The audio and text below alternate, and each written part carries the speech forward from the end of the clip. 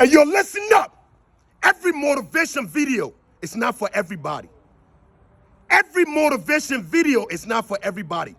But this motivation video, this right here, this for all my brothers that locked up behind bars. All my brothers that locked up in the feds. All my brothers that locked up in state, that doing time in the county, that have another chance to come home. This for y'all. To all my brothers that locked up, doing 1,000 push-ups in the cell. You know what I'm saying? Grabbing a tissue, putting the tissue on the floor, doing 1,000 push-ups, doing 1,000 dip on the toilet, doing 1,000 dips on the bunks, doing pull-ups off the second bunks. You have to put your milk in the toilet to flush it. You flushing your milk three times just for your milk to get cold. Officer telling you want to piss. CO, 18 years old, 19 years old, telling you when to go to bed, turning the lights off. So all my brothers are locked up 23 hours. You got your cellmate shitting while you sleeping, flushing the toilet while you sleep. You have your cellmate crying like a young baby. I miss my family. I want to go home to my kids. But guess what? You have another chance. You have another chance to go home tomorrow. You have another chance to walk out of that prison door. And guess what? When you come home, nothing. No job. Society don't even want you around. You got to start from scratch. McDonald's, KFC, Burger King won't even give you a job. You can't even get a job at Wendy's. You can't even get a job at Taco Bell's. So guess what? Where you go? You know what I'm saying? All that push-up you be doing, all that dips, all that sit-up you been doing, you got your weight up. You come out looking 250 pounds. You come out 220. You come out looking cocky. What you do? You can't get a job. Your baby mother's sleeping with somebody else. She's sleeping with somebody else on the block. You was on that block 10 years ago. You got young boys that running the block now. You got a young kid, the young youth, the young generation don't even know you no more. They took your spot. You can't come home and go back on the block. Because you make promise to your kids that you never gonna go back in jail. You make promise to your mother you will never go back to jail. You made promise to your spouse you will never go back to jail. You made a promise to your daughter. You wasn't there for your daughter. You missed your daughter first day of school. You missed your daughter when she was teething. You missed your daughter first word, daddy. You missed your daughter Christmas days. Her first Christmas day, you missed that. Her first birthday, you missed that. Her first Halloween, you missed that. You miss a lot of time with your daughter. So you promise your daughter, you promise your son, I would never go back to prison. And when you come home, you can't even get a job to provide for them. And what next? You go look for a security job. You go work at the club while you about to put your freedom on the line. Dealing with gangs members, dealing with thugs. You about to put your freedom back on the line. You go get a job. You working at the club from 9 p.m. to 6 a.m. in the morning for $80 an hour. 9 p.m. to 6 a.m. in the morning, working at the strip club. At the strip club for $80 an hour. Working at the nightclub for $80 an hour. Working at the bar for $80 an hour, putting back your freedom on the line. Let me tell you, my brothers, my sisters that coming home, because we got sisters that coming home that security too. These clubs don't love you. They're not loyal to you. No. Be loyal to your family. Be loyal to your kids. Don't be loyal to these club owners. They don't care about you. They don't care about you. Don't put your life on the line for these clubs owner that give you $80 an hour. You got brothers that come home, try to please Try to please the club owner that they're strong, that they're tough. Dragging people out of the club. Putting hands on people out of the club. Now they give you that $80. They give you $80 that night. You feel like a big dog now. Yeah, boss. I just dragged that kid out of the club. You know what I'm saying? He think he's tough. I just dragged him out of the club. But that kid out there with his homeboys, squatting on you. While you got that $80, they're weighing the car, weighing on you. You got to catch the bus home. You got to catch a ride home. You got to catch an Uber home. You got to catch a Lyft home. They're squatting, waiting for you. And yo, that's that security that put hands on you, right, Big? That's that security that put hands on you, dog. All right, we got to handle that.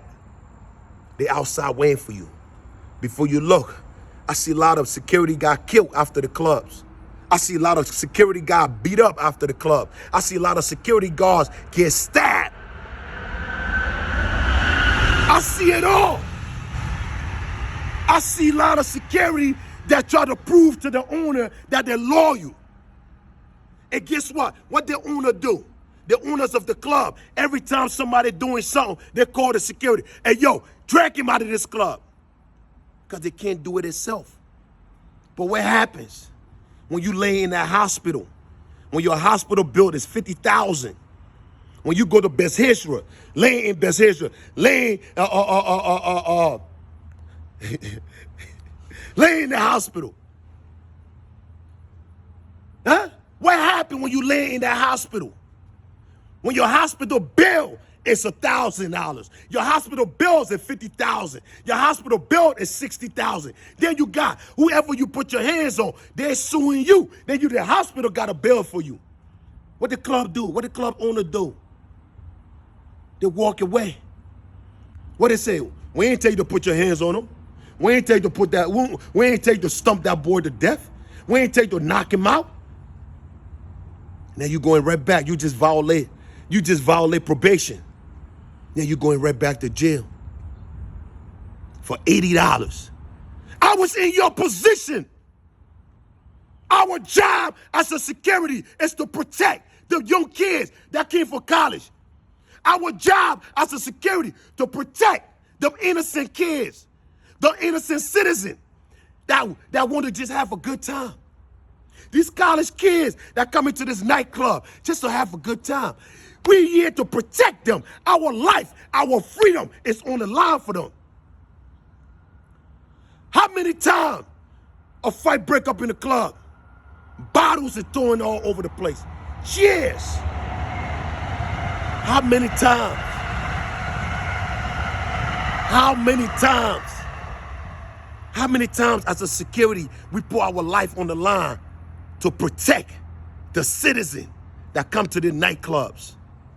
Why? You got gang members throwing bottles in the clubs. Or you got somebody who just drunk throwing bottles in the club, throwing chairs in the club, stabbing people in the club. We as a security got to take the citizen, protect their lives, take them to their car. Stand up. It happened to me. When a fight broke out of the club, I was on the front line, grabbing people out of the club, taking them to the car, taking them to the car. Guess what? While I was taking a citizen to the car, I got shot. I got shot right in front of the club, right at the front door of the club. Took a bullet for the citizen to save their lives. The bullet went through my legs. After 3 days, the detective came. They did their job. They asked the club owner. We heard a security got shot.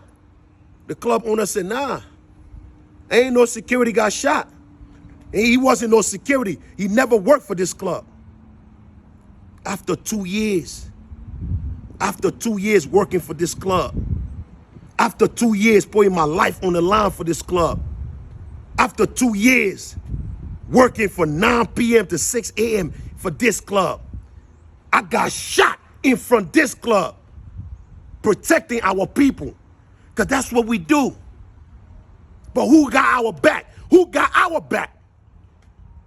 The club owner said, we don't know. He wasn't part of us. They said, he was a security. He said, nah. He wasn't security. We don't know. We don't know that man that got shot. These clubs will turn their back on you. These clubs will betray you. The owners of these clubs will betray you. The owners of these bars will betray you. The owner of the nightclub will betray you. Make sure you put insurance on yourself. Make sure you put insurance. Make sure you got a life insurance on yourself. Make sure you got insurance. So if you do anything, your insurance got your back, because the club don't. They don't. I worked at that club for 2 years. From 9 p.m. to 6 a.m. when I came home from prison, making $80 an hour. And when I got shot at that club, the owner said they don't know me. We don't know him. He never worked for us. So make sure you protect yourself. All my brothers and sisters that are coming home, I know it's tough. I know it's hard. You don't want to go on the block and sell drugs. You don't want to go back to your old lifestyle.